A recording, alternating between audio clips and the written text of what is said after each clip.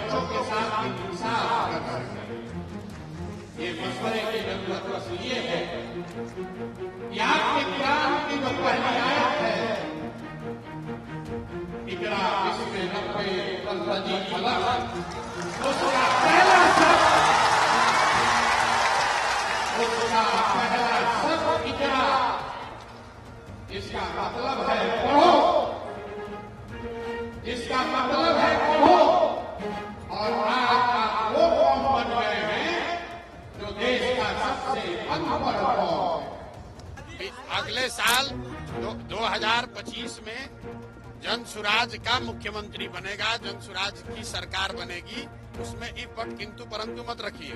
बाकी कौन बनेगा, देश राज्य की जनता होशियार है, वो चुनकर अपने आप बता देगी। आरजेडी के लोग जो पिछले 30 वर्ष से मुसलमानों के रहनुमा होने का दावा कर रहे हैं, मैंने उनको आज इस सभा और इस मंच के जरिए ये चुनौती दी और आपके जरिए भी कह रहा हूं। अगर वो ये कह रहे हैं कि भाई जन सुराज के लोग आएंगे, वो मुसलमान अगर उनको वोट देगा तो वोट बटेगा, तो मैं उनको कह रहा हूं कि जहां पर भी मुस्लिम उम्मीदवार आपके जीते हुए हैं, आप खड़ा करो मुस्लिम उम्मीदवार।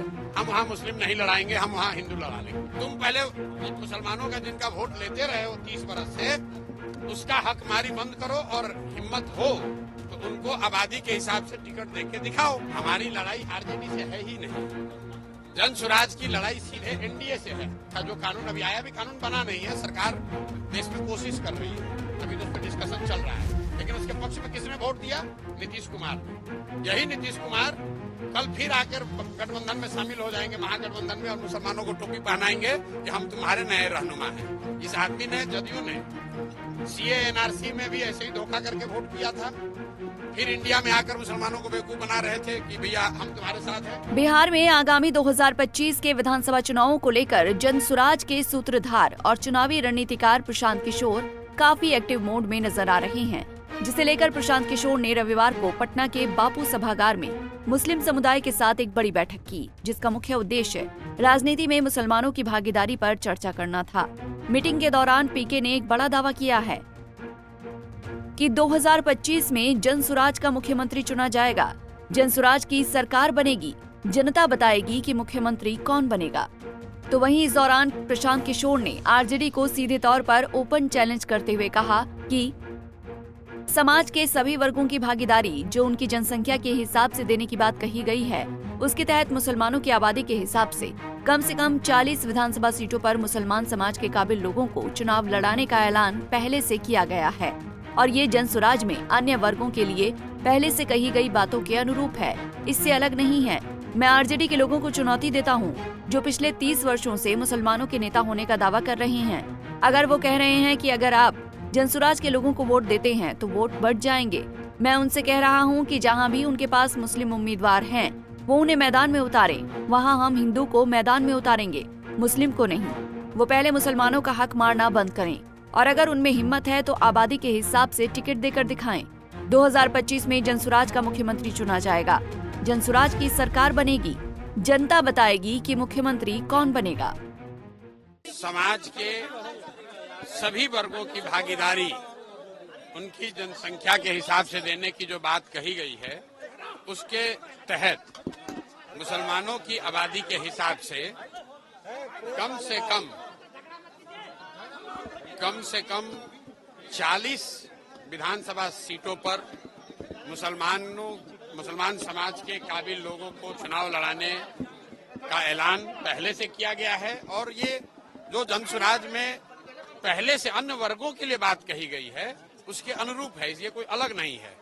दूसरी बात जो मैंने कही आरजेडी वाली, आरजेडी के लोग जो पिछले 30 वर्ष से मुसलमानों के रहनुमा होने का दावा कर रहे हैं, मैंने उनको आज इस सभा और इस मंच के जरिए ये चुनौती दी और आपके जरिए भी कह रहा हूं।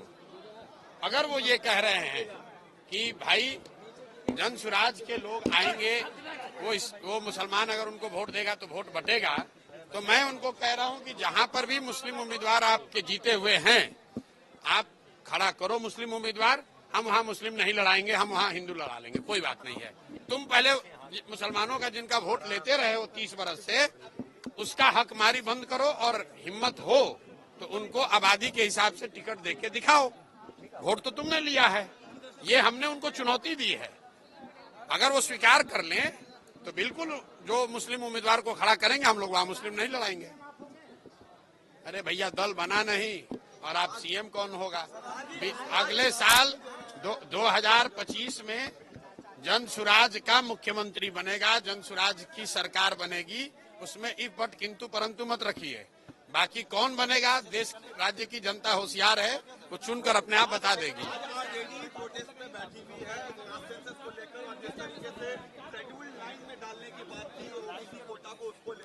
भाई, आरजेडी को जो करना है करे, हमारी लड़ाई आरजेडी से है ही नहीं। जन सुराज की लड़ाई सीधे एनडीए से है। लोकसभा के चुनाव के नतीजों को अगर आप देखिएगा तो 176 सीट पर तो एनडीए आगे है। आरजेडी तो ना 3 में ना 13 में। आरजेडी को कौन पूछ रहा है? लड़ाई हम में और एनडीए में है।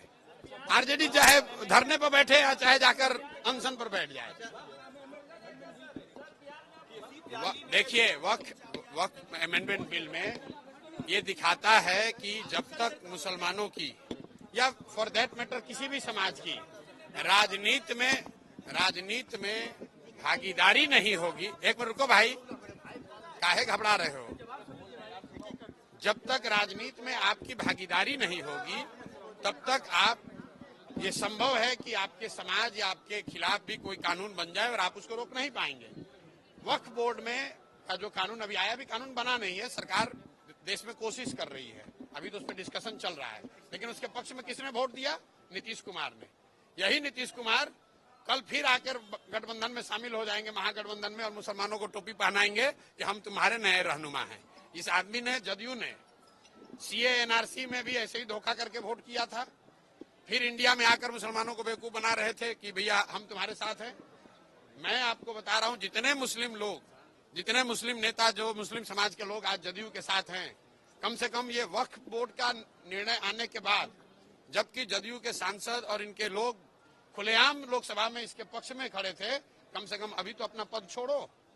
लेकिन एमएलसी बनने के लिए, मदरसा में डोनेशन के लिए, सरकारी मदद के लिए, बोर्ड में चेयरमैन बनने के लिए अगर आप अपने कौम को बेच रहे हो तो लालू, नीतीश और प्रशांत किशोर को दोष मत दो, दोषी अपने आप को मानो। मैंने आप बताइए